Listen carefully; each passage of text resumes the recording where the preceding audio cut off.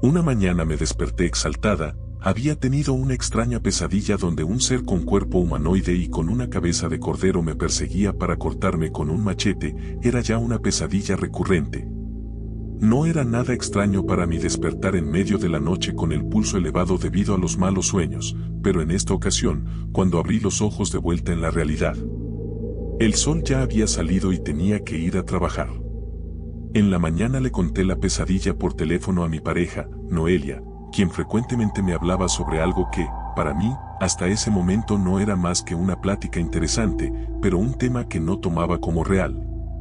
Los viajes dentro de los sueños, la posibilidad de que, al dormir, nuestra alma viaje a mundos desconocidos, donde las leyes de la realidad son totalmente diferentes a las que existen en el plano de lo que consideramos normal, los conceptos de cuarta, quinta, sexta dimensión y demás, son cosas muy difíciles de entender para mí, alguien que no lleva una vida religiosa o espiritual. Sin embargo, al tener esta pesadilla donde me encuentro en una ciudad abandonada y a medio destruir, con lugares llenos de fango, donde hay cerdos con cuerpos humanos, un hombre gordo que me persigue con su hacha y que tiene por cabeza la de un cordero. El interés y la curiosidad por saber más acerca de todo esto fue despertando en mí. Por las mañanas hasta mediodía iba a estudiar y las tardes me quedaban libres. Empecé a leer libros sobre los sueños lúcidos, la parálisis de sueño e incluso los viajes astrales. Desde niña me habían parecido fascinantes los sueños y todo lo que tiene que ver con esto, hasta la edad de 20 años, y cuando mi pesadilla era recurrente, fue que empecé a tomarme más en serio la investigación de qué es lo que pasa al soñar.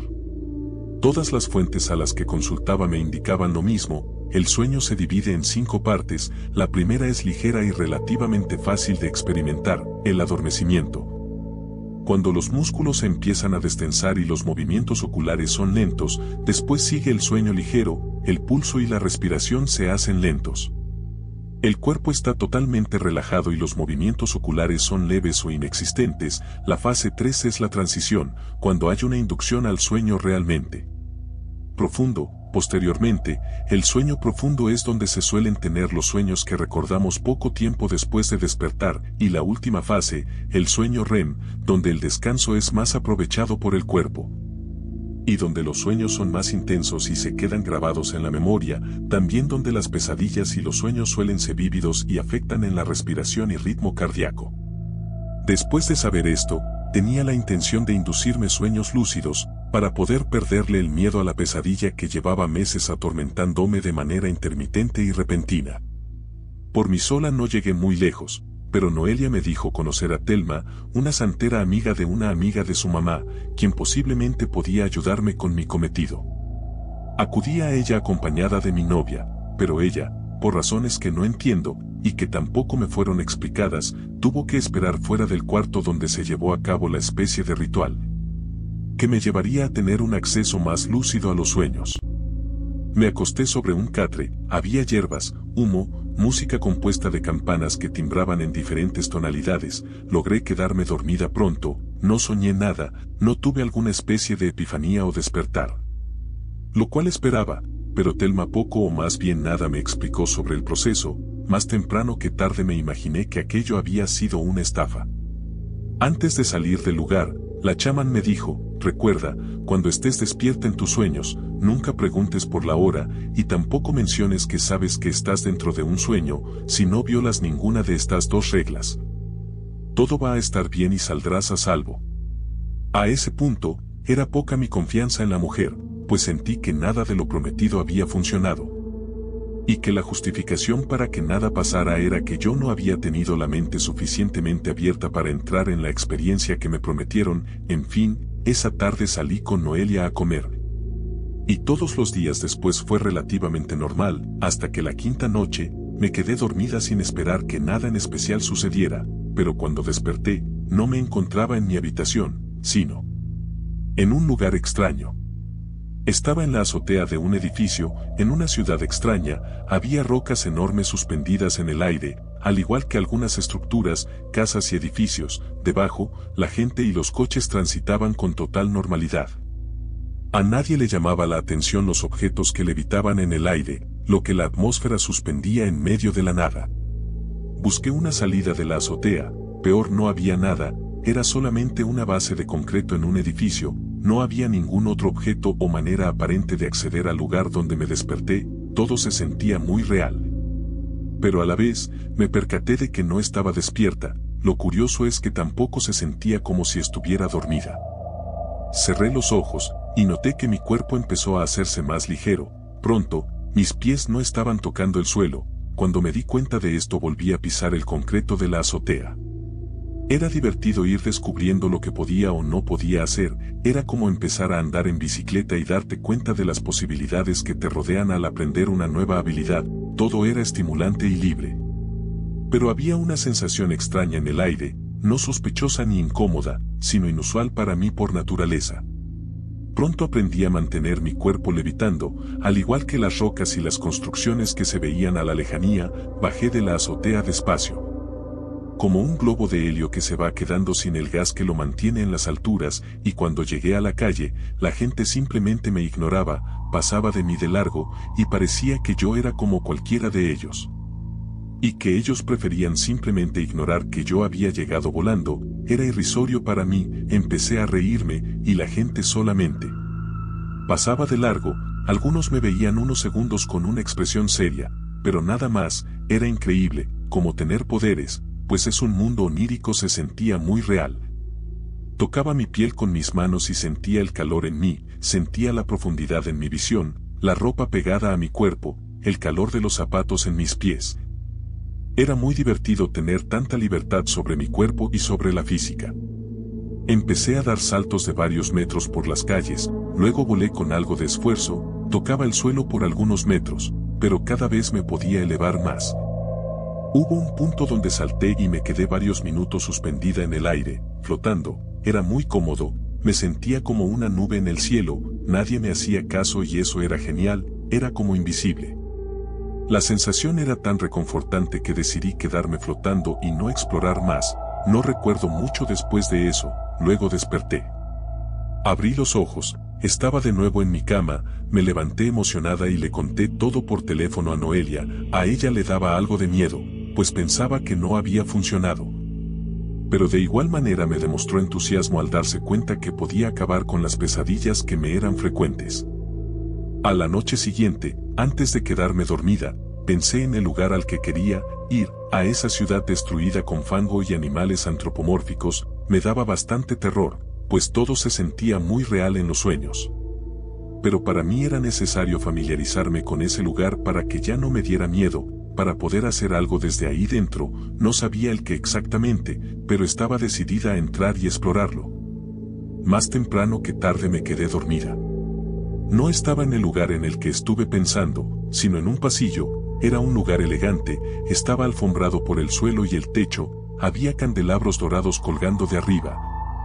Las paredes tenían un estampado en colores guindas y platinados, había puertas a los lados, eran como de un roble oscuro, los marcos eran de oro, y al final del corredor, una gran puerta de estos mismos materiales. Empecé a caminar hacia ella, y las puertas a los costados se abrieron, de ellas empezaba a salir mucha gente, personas, hombres y mujeres que vestían de traje y vestidos.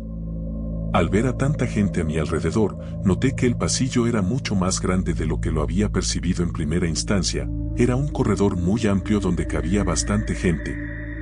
Las personas que aparecieron caminaban en todas direcciones, yo caminé hacia el frente, en dirección a las puertas al final del corredor. Este sueño se sentía muy diferente al anterior, aquí no era tan libre, no había esa sensación de tener poderes, sin embargo, todo se sentía aún más en mi cuerpo, mis pies dolían del cansancio, no me di cuenta. Pero había caminado ya durante mucho tiempo, aún así, la puerta a unos metros frente a mí no parecía estar más cerca, caminaba sin llegar a ningún lado, empecé a correr, pero aún a este paso apresurado. No me acercaba a ningún lugar, incluso la puerta a la que intentaba llegar parecía más distante, empecé a sentir una desesperación horrible, tuve la sensación de que llevaba mucho tiempo ahí, no sabía si habían pasado minutos u horas, pero seguía teniendo en claro que estaba dentro de un sueño. La gente empezó a desaparecer, no sé a dónde habían ido, pero de cientos de personas, ahora solo quedaban decenas, y el pasillo se estaba haciendo más pequeño. De pronto me entró un miedo algo irracional a llevar mucho tiempo ahí. Pensé que posiblemente había caído en una especie de coma, y no podría despertar. Recordaba haber ido a dormir a eso de las 11 de la noche. Sin embargo, empezaba a sentir que ya había pasado días dentro de ese extraño sueño. ¿Qué hora es? ¿Qué hora es? ¿Qué hora es? ¿Qué hora es? ¿Qué hora es? ¿Qué hora es? Se repetía constantemente en mi cabeza. Quería desesperadamente saber cuánto tiempo había pasado dentro de ese pasillo infinito, y sin darme cuenta, ya estaba repitiendo la pregunta en voz alta. La gente de alrededor se me quedaba viendo con una mirada sumamente extraña, como si hubieran descubierto un oscuro secreto de mí, como si estuviera ocultando mi psicopatía por fin revelada. Me eché a correr mientras todos me observaban. Esta vez sí pude avanzar. La gente de traje empezó a perseguirme, pero llegué a tiempo a la puerta de roble oscuro y marco de oro. La abrí y después de eso no recuerdo nada más. Desperté exaltada, sudando. Era horrible, como si en realidad viniera de ese lugar. Solamente había dormido hora y media, y el sueño se sintió eterno. Era de madrugada, por lo que no le hablé a Noelia para contarle. Sino hasta la mañana siguiente. Esa noche no pude dormir más por miedo a entrar en otra pesadilla que se sintiera demasiado larga. No quería volver a ese extraño mundo. Me daba temor percibir días enteros transcurrir en solo unos cuantos minutos. Empezó a darme ansiedad entrar en coma, dormir durante meses sin poder despertar. Lo peor es que dormir es inevitable, y tarde o temprano me enfrentaría de nuevo a esas extrañas pesadillas. En la mañana le conté todo a Noelia, y por la tarde fuimos a ver a Thelma. La mujer me dijo que tenía que mantener la calma en las pesadillas, aunque fueran demasiado vívidas, que no debí pensar en la hora. Que el tiempo ahí es relativo, o más bien es un contrato que no existe, pues la dimensión de los sueños, a la que se accede en la fase REM, es totalmente ajena a lo que conocemos cuando estamos despiertos. La santera hizo otro ritual conmigo, el cual anularía los sueños lúcidos y me devolvería a los sueños normales, pero había algo inevitable, una pesadilla más. Me dijo que tenía que acabar de raíz con el problema de las pesadillas frecuentes, y que, de otra manera, no podría dormir tranquila de nuevo. Sin más remedio que aceptar, nos fuimos acabado el ritual. Y la tarde empezaba a morir. Noelia se quedó conmigo, vigilaba mi sueño, y le pedí que me despertara si llegaba a dormir demasiado, aunque eso resultara en una contraindicación a lo dicho por la santera, quien afirmaba que el sueño durante una pesadilla no debe de ser interrumpido. Me costó más tiempo de lo normal, pero logré quedarme dormida. Desperté en el sueño de la fase REM, acostada sobre el suelo de una calle llena de fango. Era de noche y los edificios alrededor estaban en ruinas. Era un escenario post-apocalíptico, y supe que ese era el lugar de mis pesadillas frecuentes. Empecé a caminar por las desoladas calles, y muy pronto di con un corral, donde se encontraban hombres cerdo, los cuales estaban agachados comiendo algo. No quería acercarme demasiado. Pero había una luz encendida que venía desde dentro de un edificio que no estaba tan destruido como los demás, y pronto supe que tenía que entrar a ese lugar. Pasé enseguida del corral. Los hombres cerdo no me hicieron caso. Lo peor es que me di cuenta de lo que comían. Eran partes cercenadas de personas, cadáveres, brazos, piernas, cabezas humanas. Era asqueroso y horripilante a la vez. Dentro del edificio, seguí un sendero de velas encendidas. Me di cuenta que estaba en el pasillo del sueño anterior, pero esta vez estaba en ruinas. El suelo y las paredes se encontraban destruidas. Parecía que hubieran pasado siglos desde que estuve ahí, o quizás simplemente era un lugar idéntico, pero este se encontraba muy descuidado. Había una vela apagada, pegada con cinta adhesiva a una de las puertas del pasillo. La abrí, y llegué a un lugar totalmente diferente, una carnicería. Esta tienda estaba relativamente limpia, había un olor a humedad, pero aparentemente no era un lugar abandonado. Caminé hacia el lugar donde se corta la carne, y encontré la figura que me perseguía constantemente. Ese hombre gordo, con cabeza de cordero, el cual intentaba alcanzarme en mis pesadillas.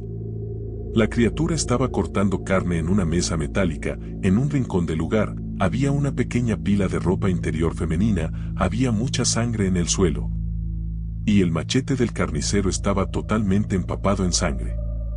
giró su cabeza de animal y me vio. En este movimiento, me dejó ver lo que cortaba encima de la mesa de metal cromado. Eran pequeños cuerpos de niñas, los cuales no pasaban de los 7 u 8 años de edad. Era horrible, veía cabellos, dientes, dedos, me entraron muchas ganas de vomitar y empecé a correr en la misma dirección en la que llegué. Pero el camino había cambiado por completo, estaba en una especie de laberinto que cambiaba de forma constante, el suelo y las paredes eran de azulejos sucios, como los de un baño. Corría desesperadamente y empezaba a dejar atrás al hombre con cabeza de cordero, pero empecé a marearme, mi vista se nubló, mis pasos se hicieron muy lentos y pesados y sin darme cuenta caí al suelo. Cuando desperté, estaba en una cocina muy sucia, frente a mí, el hombre de cabeza de animal hacía cosas, rebanaba carne, cortaba brazos y piernas de cuerpos inertes, yo estaba atada por correas de cuero a la pared. Me aterraba ver todo lo que ese hombre hacía, me daba mucha repulsión verlo frente a mí y presenciar cómo su machete cortaba la carne de personas muertas, el sonido de los huesos. Cartílagos y ligamentos cortándose era lo peor, me taladraba en la cabeza y no podía taparme los oídos.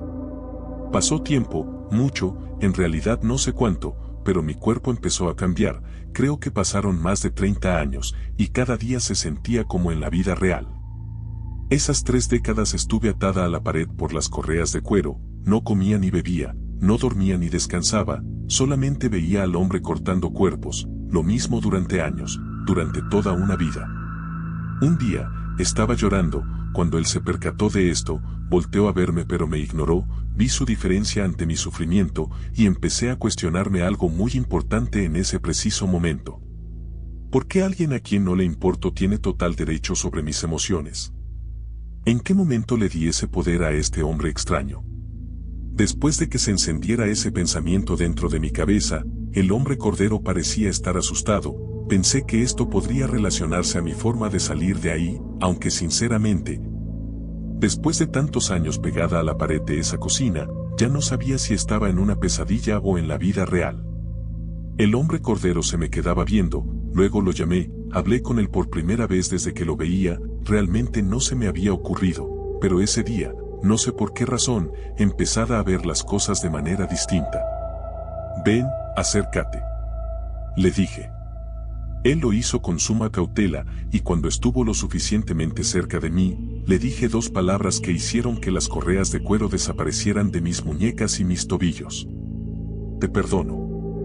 El hombre cordero empezó a chillar de manera ensordecedora, y a cortar su propio cuerpo con el machete que portaba, luego me di cuenta que ya no estaba atada a las correas.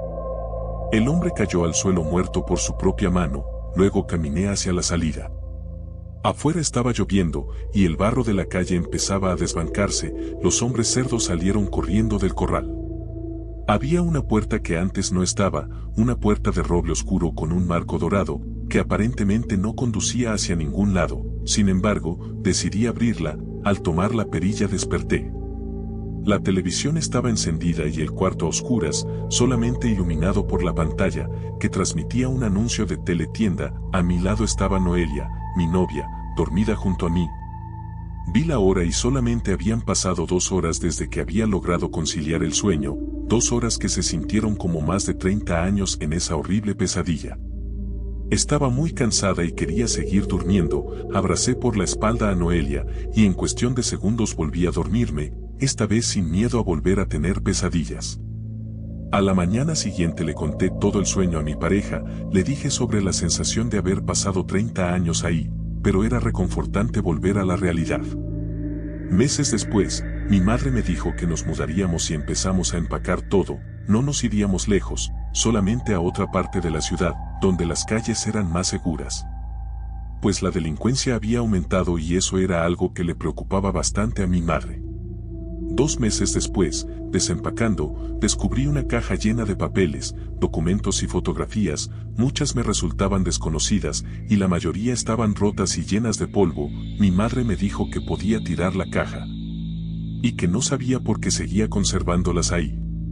Por pura curiosidad, me puse a ver las fotos, y me encontré con una de un hombre que se encontraba en un campo, detrás de él se alcanzaba a ver un corral lleno de corderos, en su mano derecha, un machete, el cual parecía tratar de ocultar para la foto. Era obvio, era el hombre de mis pesadillas. Fui con la foto hacia el interior de la casa y le pregunté a mi madre si quién era esa persona. Su gesto cambió radicalmente, hubo una sorpresa extraña en su cara y me dijo que si no recordaba quién era él. Yo respondí que no. Ella me miró a los ojos y me dijo que él era mi padre.